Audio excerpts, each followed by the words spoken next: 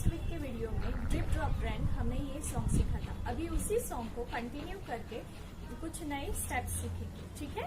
तो first step है legs को किक करना है। सी 1 2 3 4। One more time 1 2 3 and 4। उसके बाद हम लोगों को हैंड से टर्न होना है, हैंड्स को टर्न करके टर्न होना है and jump jump. Again turn होना है एंड जंप जंप।